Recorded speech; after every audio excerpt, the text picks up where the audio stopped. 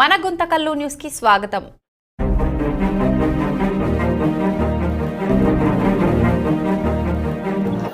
అమ్మలగన్నయమ్మ ముగురమ్మల మూలపుటమ్మ చాల పెద్దమ్మ సురారులమ్మ కడుపారడి పుచ్చినయమ్మ తన్నులో నమ్మిన వేల్పుటమ్మల మనమ్ముల ఉండడియమ్మ దుర్గమాయమ్మ కృపాబ్దినిచ్చుద మహత్వ కవిత్వ పటుత్వ సంపదల్.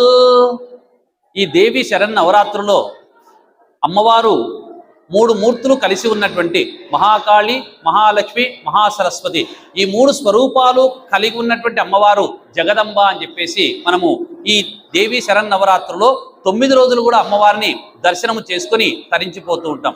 విశేషించి ఆర్యవైశ్యులకందరికీ కూడా కుల దైవముగా చెప్పబడేటువంటి అమ్మవారు వచ్చేసి కన్యకా పరమేశ్వరి అమ్మవారు.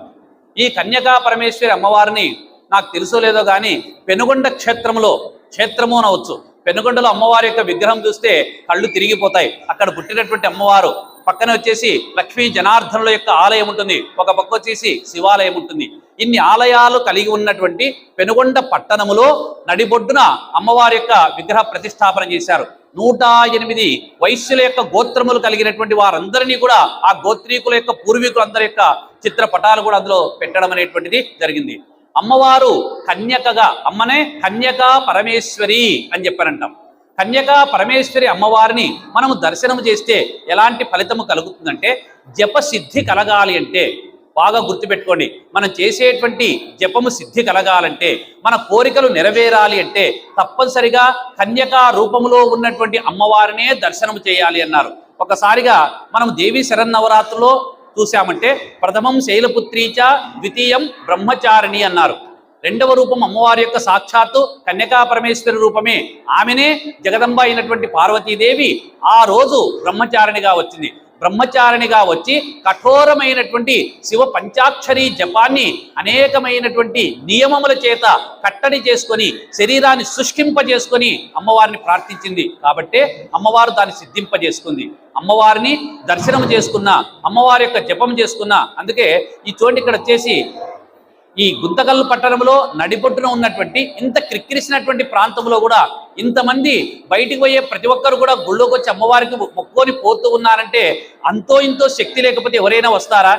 ఎవరైనా మన ఇంటికి రాండి అంటే ఊరికే వస్తారా? పొరపాటున కూడా రారు. మీ ఊరు వాళ్ళు వస్తారో లేదో కానీ కర్నూలు నుంచి నన్ను లాక్కొచ్చింది అమ్మవారు. ఏ క్షణమో ఏమో తెలియదు కానీ ఒకరోజు సభలో ఒక 2 నిమిషాలు 3 నిమిషాలు మాట్లాడానంతే. ఆ 3 నిమిషముల యొక్క నా యొక్క వాక్కులు విన్ని అమ్మవారి యొక్క చెవులో పడి అమ్మవారు అక్కడి నుంచి ఆ రోజు నుంచి మొదలుపెట్టి ఈ రోజు వరకు లాగుతూనే ఉంది. మళ్ళీ ఎన్ని రోజులు లాగుతుందో తెలియదు. అది అమ్మవారి యొక్క ఆకర్షణ శక్తి, ముహూర్త బలము. ఈ విధంగా స్థాన బలము, ముహూర్త బలము, ఆకర్షణ బలము, ఈ 3 బలాలు కలిసినటువంటి కారణం చేత అమ్మవారిని దర్శించుకున్నటువంటి వారికి ఇహలోకంలో సమస్త సుఖాలన్నీ కూడా దొరుకుతాయి. అందుకే ఉత్సాహ ప్రభు మంత్ర శక్తియుతమే ఉద్యోగమారూఢమే అంటారు. ఒక గుడికి వెళ్ళాలన్నా, ఒకరి దగ్గరికి వెళ్ళాలన్నా, ఒక పురాణానికి వెళ్ళాలన్నా ముందుగా శరీరంలో ఉత్సాహం రావాలి. రెండవది గురువు పైన మనకు నమ్మకం ఉండాలి. ఆ తర్వాత మంత్రము పైన నమ్మకం ఉండాలి. ఈ మూడింటిని నమ్మకంగా మనము ఎప్పుడైతే ఆచరిస్తామో ఆచరించడం వల్ల అద్భుతమైనటువంటి ఫలితాన్ని పొందుతాం. అద్భుతమైన ఫలితాన్ని పొందుతాము. ఆ ఆలయం దినదినాభివృద్ధి చెందుతుంది అనడానికి చక్కని తార్కాణమే మన ఈ యొక్క గుంతకల్ పట్టణంలో ఉన్నటువంటి అమ్మవారి శాల. ఈ కన్యకా పరమేశ్వరి అమ్మవారిని అందరూ దర్శించుకోండి. నిజానికి ఎంతమంది ఎంత కష్టపడితే ఇంత వ్యవస్థను ఏర్పాటు చేస్తారు చెప్పండి.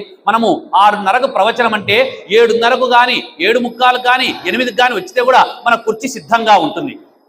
6:35కి వస్తేనే కొన్ని చోట్ల కుర్చీలు దొరకకపోతే ఒకవేళ మనకు కావాల్సిన కుర్చీ దొరకకపోతే కూడా తిట్టుకుంటాం.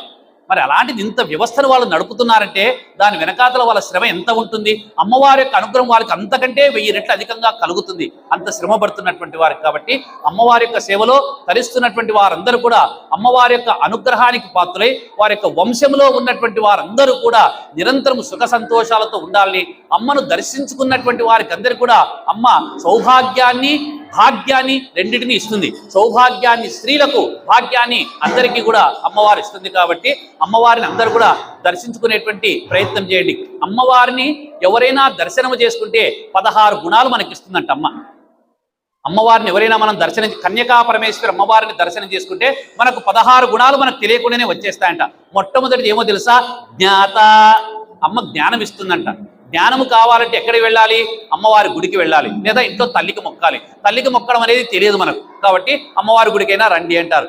జ్ఞాత వక్త కవీశో భవతి ధనపతి దానశీలోదయాత్మ నిష్పాపి నిష్కలంకి పశుగణ విముఖ సత్పథాచార్యశీల.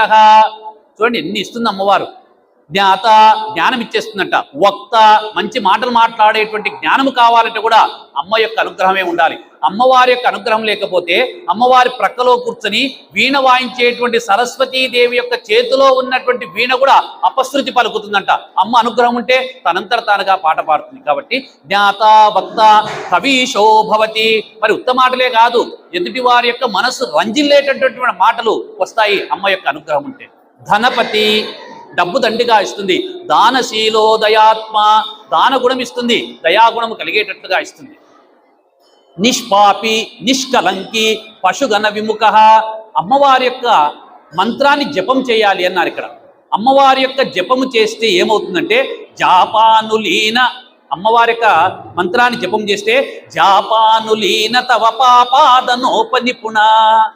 అమ్మవారి యొక్క మంత్రాన్ని, నవాక్షర మంత్రాన్ని మనం జపం చేస్తే జపము చేసినటువంటి కారణం చేత పాపాలన్నీ కూడా అమ్మవారు పరిహారం చేస్తుందన్నారు. అందుకే జపతో నాస్తి పాతకం అంటారు. జపం చేస్తే పాపాలు పరిహారం అవుతాయి. ఆ విధంగా అమ్మవారి యొక్క నామాన్ని జపం చేసేటువంటి ప్రయత్నం చేయాలి. ధనపతి దానశీలోదయాత్మ నిష్పాపి. పాపములు లేకుండా వాడిని కడిగేస్తుంది. ఎందుకు కడిగేస్తుంది? అమ్మ దర్శనం చేసుకున్నాడు, అమ్మ నామాన్ని స్మరణం చేశాడు. ఎలా స్మరణం చేశాడు? ఎక్కడికి పోయొచ్చావయ్యా? అమ్మవారి గుడికి పోయిచ్చాను, అది కూడా జపమే.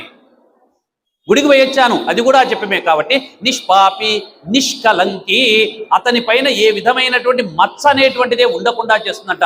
జీవితంలో అతడు తప్పు చేయకుండా కాపాడేది కేవలం జగదంబ మాత్రమే. నిష్పాపి నిష్కలంకి పశుగణ విముఖ సత్పథాచార్యశీల. అతనికి అందరి పట్ల అనుగ్రహం ఉంటుంది, అందరి పట్ల ప్రేమ ఉంటుంది. అందరితో ఎంత కాలం కావాలనో, ఎంత మాట్లాడాలనో అంతే మాట్లాడతాడంట. సత్పథాచారశీల, మంచి సత్ప్రవర్తన కలిగి ఉండి వాడు వేసేటువంటి ప్రతి అడుగు కూడా సరి అయినటువంటి అడుగు అని చెప్పేసి అమ్మ నిర్దేశం చేస్తుంది. నిర్దేశం చేసి అంత్యములో ఈ సుఖాలన్నీ కూడా ఒక సుఖాలయ అని చెప్పేసి వైరాగ్యము కూడా ఇచ్చి అంత్యములో తనలోనే కలిపేసుకుంటుంది. అది జగదంబ యొక్క అత్యద్భుతమైనటువంటి కారుణ్యం. అలాంటి అమ్మవారిని మనమందరం కూడా దర్శనం చేసుకోవాలి, ప్రతిరోజు దర్శనం చేసుకోవాలి. గుడికి ఏదో ఒక్కరోజు వచ్చి పోవడం కాదు, ప్రతిరోజు గుడికి వచ్చేటువంటి అలవాటు చేసుకోండి. ప్రతిరోజు గుడికి రావడం వల్ల అనేక శుభాలు కలుగుతాయి. బ్రతికి ఉండిన శుభములు పడయవచ్చు అంటాడు. మనం శుభాలు పడాలి, శుభాలు పొందాలంటే అమ్మను దర్శనం చేసుకోవాలి. కాబట్టి మనందరూ కూడా అమ్మవారిని దర్శనం చేసుకోండి. మన హైందవ ధర్మాన్ని ప్రతి ఒక్కరూ కాపాడేటువంటి ప్రయత్నంలో కంకణం కట్టుకొని ముందు ఉండాలని చెప్పేసి సభాముఖంగా మిమ్మల్ని అందరినీ అభ్యర్థిస్తున్నాం. కోరడం లేదు, అభ్యర్థిస్తున్నాం. మన ధర్మాన్ని కాపాడండి, మన ధర్మాన్ని కాపాడండి.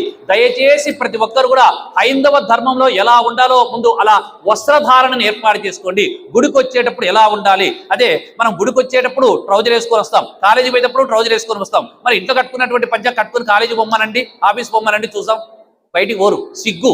అది ఎక్కడో గుడికి పంచ కట్టుకు రావాలంటే సిగ్గు. పంచ కట్టుకునేందుకు రాదు చాలా మందికి, మన దౌర్భాగ్యమేమో తెలియదు. హైందవ ధర్మంలో పుట్టి హిందువుగా పుట్టి పంచ కట్టుకునేందుకు రాకపోతే మన బ్రతకెందుకు?